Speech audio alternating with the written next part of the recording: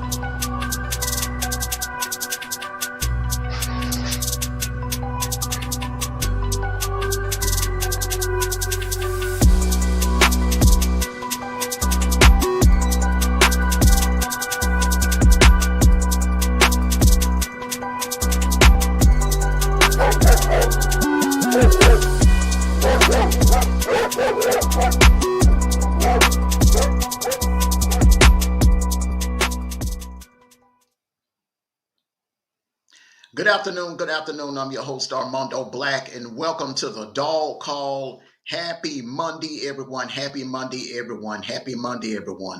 I want to salute the chat. And first of all, if I don't shout you out personally, please don't take it personal.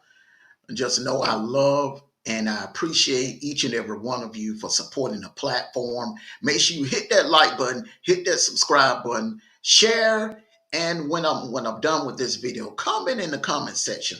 Let me know, how do you feel about the words that I'm going to speak here this afternoon in regards to our Georgia Bulldogs, okay? Um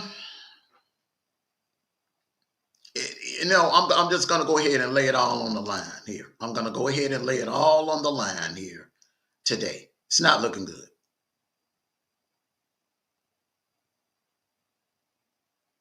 It's not looking good as far as us being a playoff team right now. Looking at what we have in front of us, Texas, Ole Miss, Tennessee. You got to keep your eye on Florida now. Florida's playing some damn good football right now. They took Tennessee to overtime in Neyland Stadium. We have that same Tennessee team in Athens. But this Florida team is totally different than the team that we saw against Miami. So that spells trouble in Jacksonville. But right now, and I'm speaking on today, October the 14th, right now, today, it's not looking good. It is not looking good, ladies and gentlemen. And I'm going to give you some reasons why. I'm going to give you some cold hard facts of what's going on with this Georgia Bulldogs team in 2024. Number one, this team on both sides of the ball is nowhere near as talented as it has been the last 3 years. It's nowhere near on the level of the 2021 team. It's not on the level of the 2022 team. It's not on the level of the 23 team last year. Last year's team was a hell of a lot better than this year's team on both sides of the ball and in the trenches. Now, a lot of you are probably saying, well, a lot of those players that were on the team last year are on the team this year. That's true. That's absolutely true.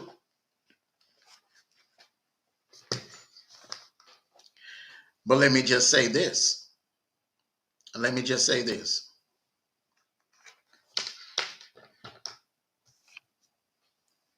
That secondary is totally different.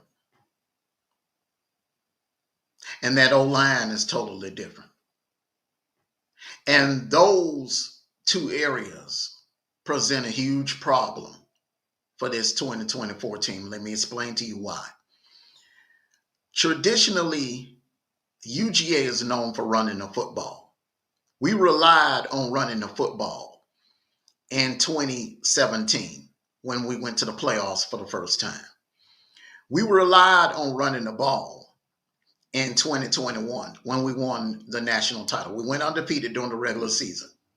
The run set up the pass. Remember in 2021, Stetson Bennett was used more like a game manager. He was not a gunslinger until the 2022 year. 2022, we needed the run game in order to set up the pass. In order to open up the pass, we had to establish the run. Remember Indy. Remember the comeback. The comeback began with a long run by James Cook. We don't win the national title against Bama if we did not have a good rushing night. We do not win the national title against Bama in 2021. We don't beat Michigan in the semifinals without establishing the run on that first drive. Remember Zeus, James Cook, McIntosh, they established the run. They came out running the ball. Let's go to 2022. We don't beat Tennessee in that epic battle in Athens. We don't beat Tennessee without establishing the run. The run was our bread and butter. We won in the trenches. We were the better team in the trenches. It's not the case this year. It's not. And a lot of you are talking about, well, the Clemson game. You look at the Clemson game. And if you're honest with yourselves, what happened in that second half, we actually beat Clemson on explosive plays. In the first half, that D-line, that Clemson D-line was giving our O-line fits.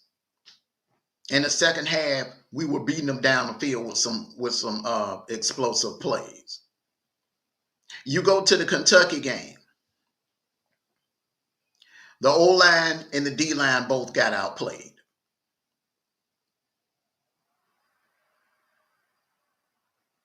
The Kentucky secondary was better than our secondary. Their running game was better than our running game. Vandergrift outplayed Carson Beck that night. That's the truth, cold hard truth. Go to the Bama game. In the first half, mistakes, and I'm going to touch on that as well. That's another thing that's becoming repetitious with this team. We're turning the ball over too much. We are turning the damn ball over too much, and it started in the Bama game, but it's gotten worse. It's gotten worse. That secondary is. That secondary is not good. Our secondary is not good at all. And that has a lot to do with mismanagement of players. and I'm going into the problems that we have this year, the mismanagement of talent. There are players that are sitting on the bench that are not getting much playing time that should be starting. London Humphreys is one. He should be getting a hell of a lot more playing time, in my opinion. London Humphreys should be getting more playing time than Arian Smith. I'm just being honest. I don't look. We you last time I checked, you bring in receivers to catch the damn ball. This notion that if a receiver can't block downfield, he don't play at Georgia is ridiculous. I don't understand it. We need playmakers that can catch the damn ball. Now, Arian Smith, he's a good blocker down the field. He's just gotten good at that this year, but he is not consistent. Now, some of you are saying, well, he did it. He had a great game against Mississippi. That was Mississippi State. That was a 1-4 last place team in the SEC. And he had, 2 or 3 drops in that game. Balls that were clearly in his hand that he should have caught. Every game he's dropping a pass that's right in his hand, that Carson Beck puts right in his hands. And a lot of you want to blame Mike Bobo. Mike Bobo can only do one thing: call the plays, send the plays in. It's up to the players to execute. And if the players are not executing the plays that he's calling, it's not a damn thing Mike Bobo can do. Now, in my honest opinion, Mike Bobo has done a hell of a job this year. Now, I know I've been tough on him. I felt like if he would have been a little bit more aggressive in the first half against Bama, if he would have been a little bit more aggressive against Kentucky, we would have scored more points. I felt like he called a masterful game Saturday. Pretty much damn near perfect game on Saturday. It's just that sometimes the execution was not there. The execution wasn't there sometimes for Beck. The execution wasn't there for the receivers. Now, the O-line, there's some issues on that O-line. And I'm not just talking about the fact that we lost Tate Ratledge, possibly for the season. And I'm not talking about the situation with the center, because Drew Bobo has been lights out since he's taken over. Since he's come in the game against Bama, ever since he had to come in the games to play center, from that point on, he has played lights out. That kid has done his job.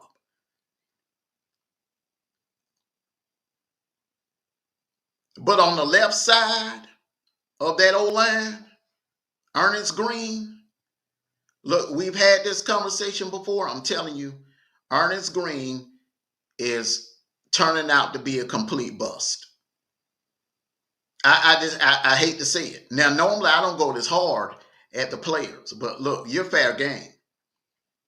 You're getting paid grown man salary, so you're gonna get grown man treatment over here on the dog call and on 20s Nation Sports. You're gonna get grown man treatment. And this is the cold hard facts. Ernest Green is not turning out to be anywhere near what he was all hyped up to be coming out of high school. And that goes to show you that those stars, sometimes they panned out. 5-star this, pan out, 5-star that. Sometimes it pans out, then sometimes it doesn't. A lot of times that star don't mean a damn thing behind the kid's name. It's here. It's here. What counts? It's the heart. What counts? And to be honest with you, he's lacking heart.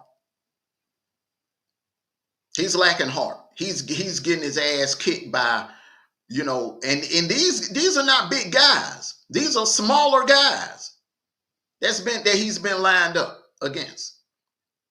And they have been slinging him around like a rag doll. If he would have half-ass blocked on Saturday, Carson Beck probably would have had a 600-yard passing game.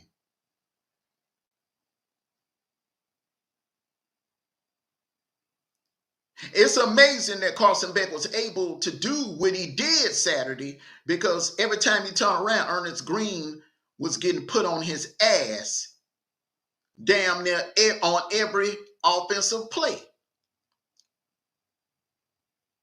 The man that he would be guarding would be penetrating in the backfield. Thank God that Carson Beck has a quick release. And he doesn't have a slow. If he'd had a slow release, that slow release like Jake Fromm had, Carson Beck would be in trouble. I don't think he would last the entire season, because Ernest Green, he's terrible.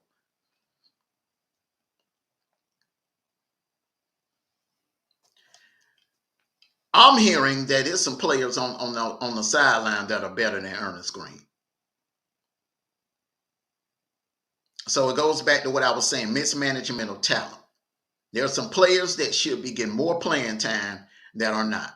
Nate Frazier. I love ETN. I love his heart. Don't get me wrong. But Frazier just gives you so much more. He showed that in the Clemson game, which still, in my opinion, to this day, is the best D-line that we've seen all year long. And Nate Frazier ran right through them like X-Lax. So I don't understand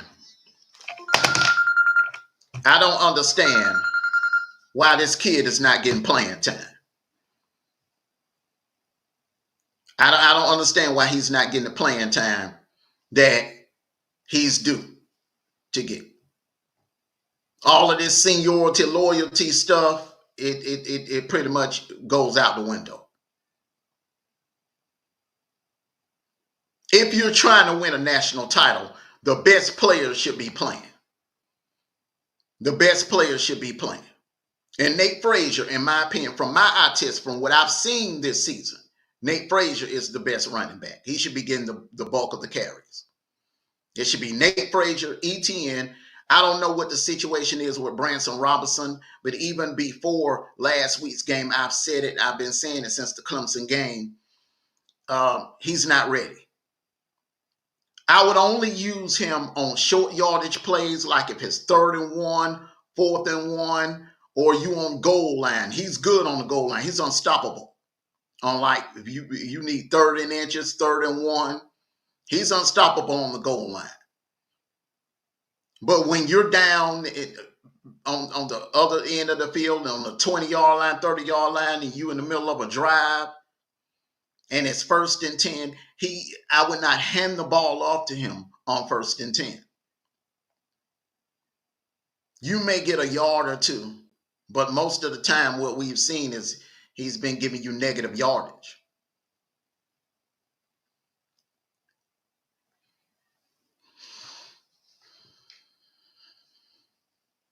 Mismanagement of players.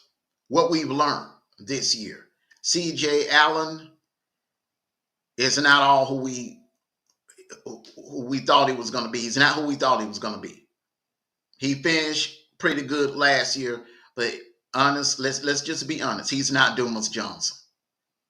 He is not Dumas Johnson. Dumas Johnson is a hell of a better linebacker than C.J. Allen. Dumas Johnson is a better tackler. He gets to the ball a lot faster. He was getting to the ball faster. It is what it is. I don't care who gets angry at what I just said, but I'm just being totally honest. Letting Dumas Johnson walk out of Athens was a huge mistake by Kirby Smart, in my opinion.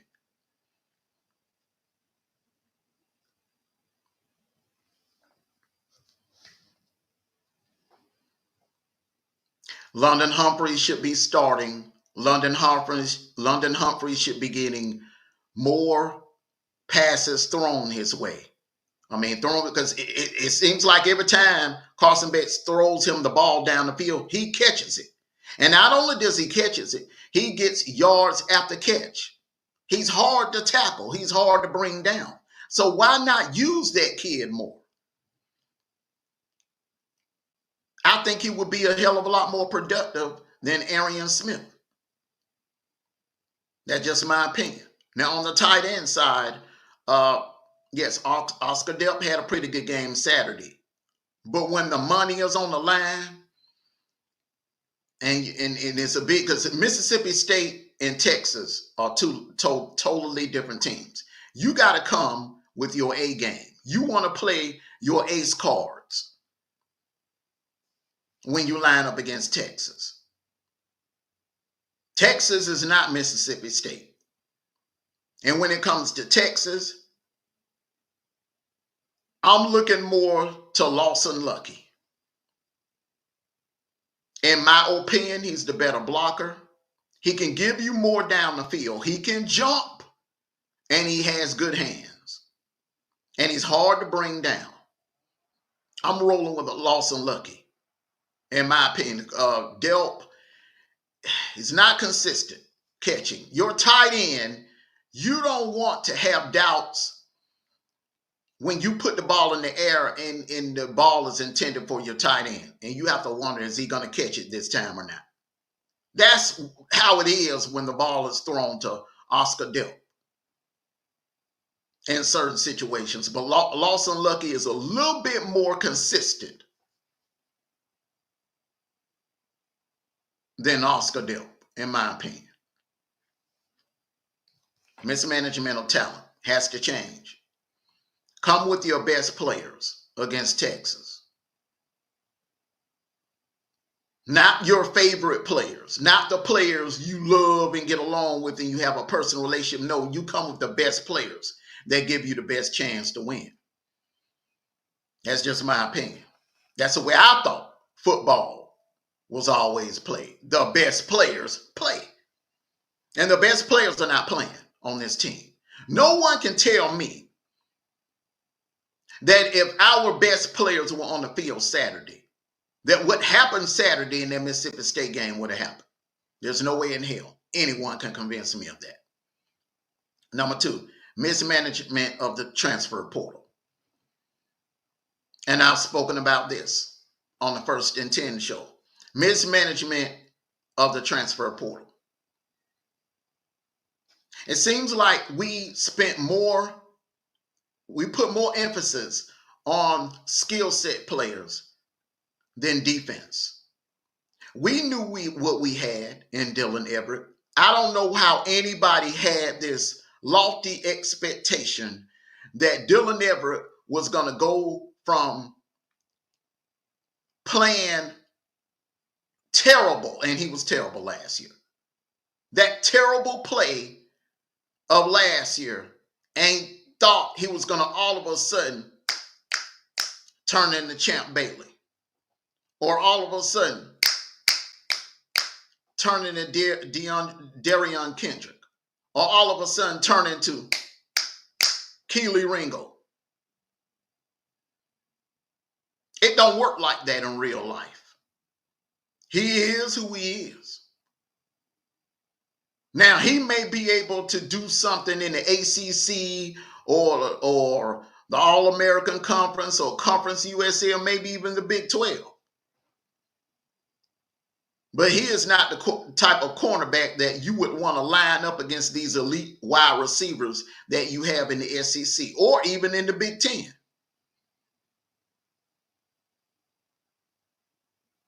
He's supposed to be a strong side cornerback, and he was getting lit up all day long by Van Buren. Van Buren lit him up all day long. Dylan Everett was getting toasted so bad that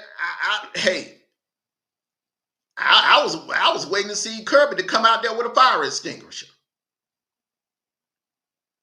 He was getting lit up that damn bad.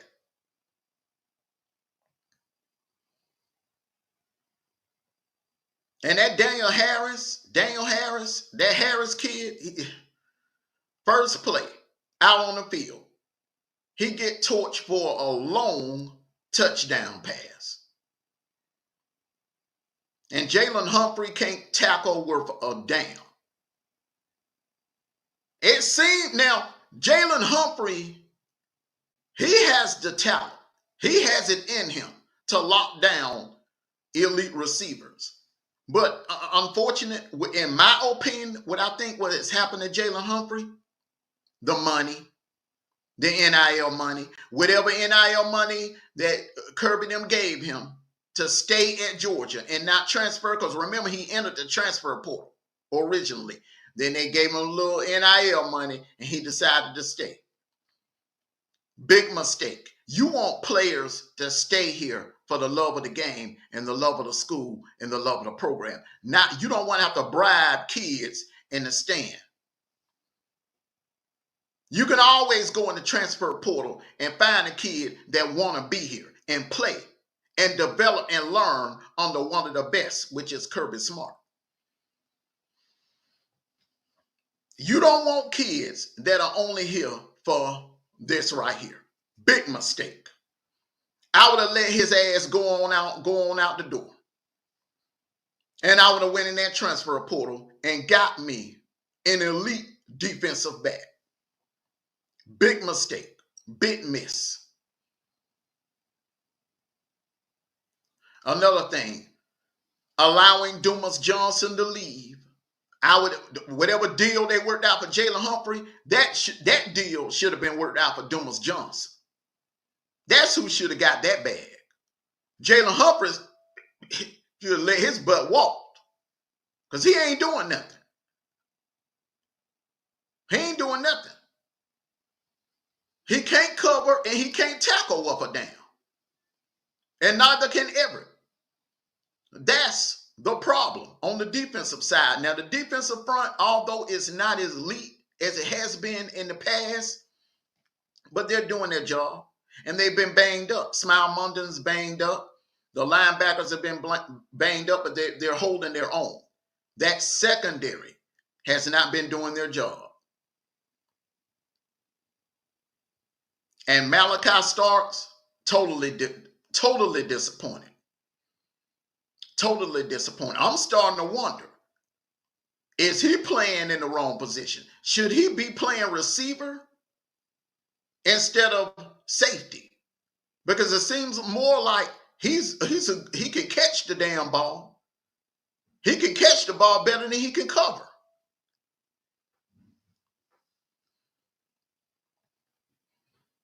And that tackling is terrible. That tackling is terrible. We don't have no dogs in the secondary. We don't have a Eric Stokes in the secondary. We don't have a Louis Seen in the secondary. We don't have a Christopher Smith Jr. in the secondary. We don't have a Tyke Smith in the secondary. We don't have a Javon Bullard in the secondary that can make plays in the secondary and come up and light offensive players up, come up and make big hits. Those guys I just named were some of the best tacklers in the secondary. Darion Kendrick.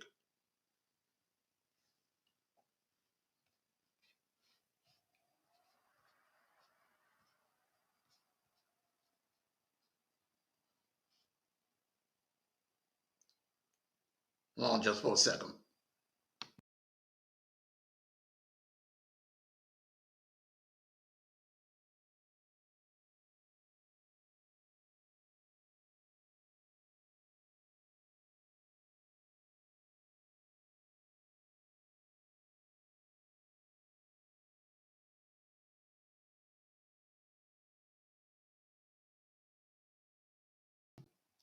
Little technical issue there. Oh, that happens. That happens. We're having a very windy day here in Georgia. Very, very windy day. High winds. This is typical fall weather here in October. Unseasonably windy. Feels like Chicago here in Georgia today. But yeah, we don't have that. We don't have that firepower in the secondary. And it's time for fans to wake up and realize that. You know, it's like, well, They just had a bad game against Kentucky. All the excuses. Well, they just had a bad first half against Bama, but they woke up in the second half, but yet they gave up a big play at the end of the game. This secondary gives up too many big plays.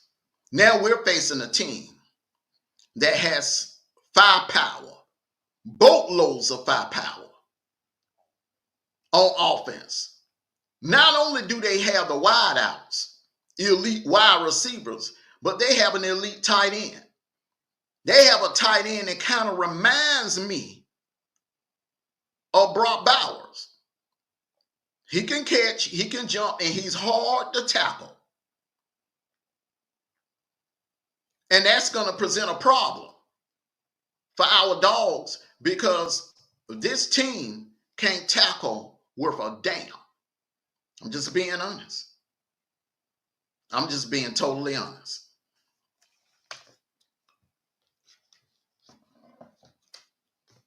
Another cold hard facts about this UGA 2014, like I said before, this O-line is severely overrated. I don't know who the hell decided coming in the season that this would be one of the best O-lines in UGA history. We all heard it all through the summer. But the O-line is going to be good, O-line. This O-line is overrated. And I'm not just looking at it now since we've been hit with injuries. I came to that conclusion midway through the first half of that Clemson game, that this O-line is overrated. This O-line is nowhere near as good as advertised. It was overhyped in fall camp.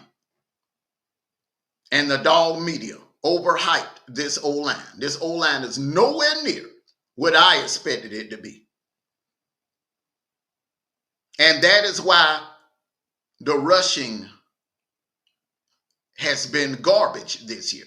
That's why we have not been able to run the ball this year, because this O-line is not getting any push. If you're not getting any push, your running backs can't do a damn thing. Would you expect them to go out there and run through a brick wall?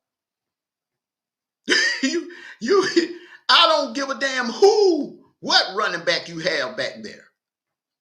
You could have Emmitt Smith, the late great Walter Payton. You could have the late great Jim Brown back there.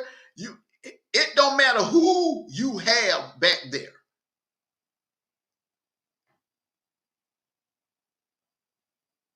You are not going to get rushing yards if your O-line is not opening up or not blocking up front. Bottom line.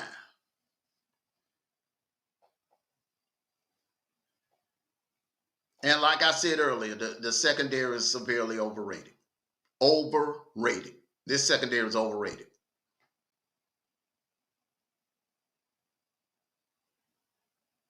Jalen Humphrey, I just think the money made him soft, because I do believe Jalen Humphrey has talent. I'm not going to take away what the kid did last year in the games he came in and showed out. I'm not going to take that away from him. He came in that Ole Miss game, he showed out last year. He came in the Kentucky game last year, showed out. I'm not going to take that away from him. He played pretty good in that SEC championship game and the times he did come in there. Daniel Harris, I don't know where his head is at. Dylan Everett, and I'm just being blunt, plain, and just completely upfront and honest. And this is not personal. This is business. But Dylan Everett is hot garbage. He was hot garbage last year, and he's been hot garbage this year. Just go back and look at the tape. Go back and look at the tape.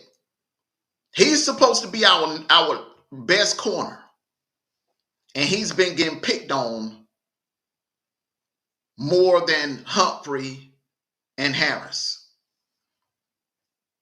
Let's just go back to the mismanagement of players. I don't understand why the hell Ellis Robinson is not starting in front of Dylan Everett. I don't understand why the coaching staff is trying to turn Dylan Everett into something that he just talent-wise, he's never gonna be.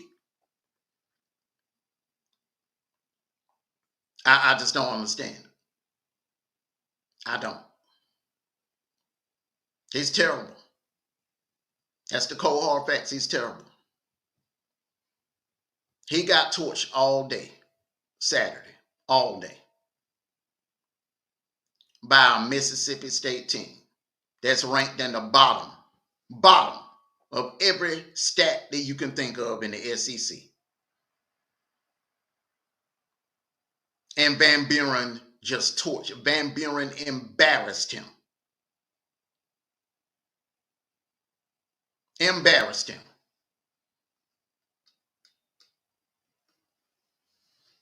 And I don't want to hear a damn thing about, well, Kirby is just saving it because Kirby is just, he didn't want to show Texas everything. Are you kidding me?